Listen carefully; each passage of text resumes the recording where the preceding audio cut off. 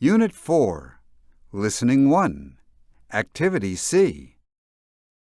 It's possible that you've heard of quilting. Quilting is a craft in which pieces of fabric are sewn together in patterns, by hand or by machine, and then made into an item such as a blanket to keep you warm in winter. There are usually 2 or more layers to a quilt, and that makes it different from a regular blanket. For many years, people stopped quilting when it became possible to buy quilts and blankets to cover their beds. These store-bought quilts were often less expensive, and of course you could have one immediately without waiting the weeks or months it takes to produce a quilt. But in the 1980s, quilting made a comeback, and now you can find quilting materials, classes, books, and magazines, even TV shows, everywhere. What's the big deal about quilting? We visited a popular convention and asked around. Stacy Riley is a designer for a fabric company. Riley says all the major fabric companies have taken note of the rise in quilting's popularity. Ms. Riley, the quilts I recall from my childhood featured fairly traditional quilting designs. They were always square or rectangular and made for beds, and generally had simple patterns and quiet colors. You say that today's quilting isn't like the quilting of old, or even the quilting of 30 years ago. The fabrics are more interesting, as are the designs, techniques, and colors? That's right. Our generation grew up with an entirely different kind of quilts. Our grandmothers, in the 1930s and 40s, sewed their own clothes. It was cheaper. They saved up the scraps from the clothes they made to make quilts. And these quilts were often beautiful, but more often they were functional. Their purpose was to keep you warm at night. Nowadays, it's cheaper to buy a bed covering in a store, so people make quilts these days because it's a fantastic hobby. But they still use scraps of fabric from sewing clothes. Nowadays, it's usually cheaper to buy clothes than to make them. And that created a shift for those of us who work in the fabric industry. When we design new fabrics, we think much less about what will look good in a person's clothing and much more about how quilters will like it.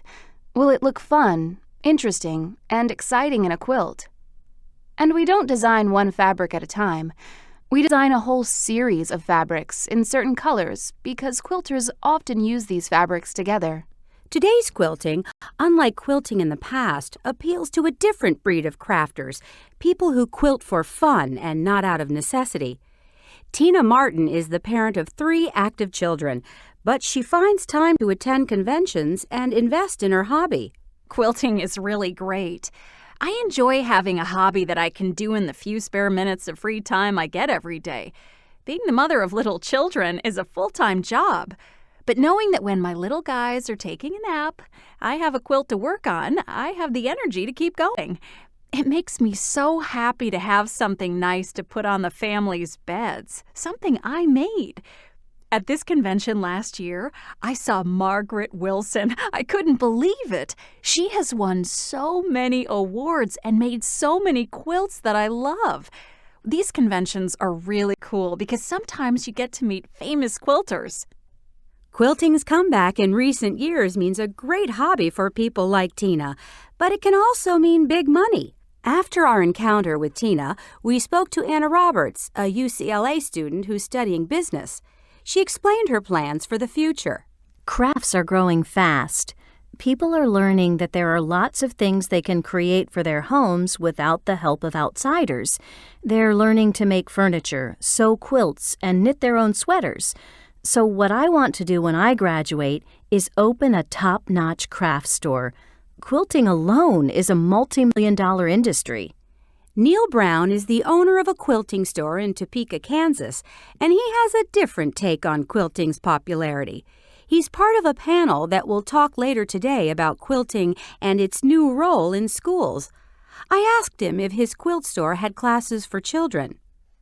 Oh, yes, definitely. We've got after-school classes for children in elementary school and Saturday classes for teenagers. Quilting has become wildly popular among children. I've set up a small library of books on quilting, and those books are in constant circulation. We have a waiting list, and I'm thinking we'll need to expand the classroom section of my store to make room for more classes. So there's a connection between quilting and lots of other areas in the school curriculum? That's true. In quilting, lots of subject areas are involved. Math, design, history, reading, even science sometimes. I've seen it happen a lot. Children develop an interest in quilting, and suddenly teachers see development in the classroom. You know, most kids don't do crafts at home. Their parents are so busy, and no one has time to teach kids some of the basic things they need to know in life, like baking a cake, sewing buttons on clothes, making a kite, or creating a scrapbook. I love teaching. For me, anything that helps young people have an appreciation for hard work and dedication to a project is terrific.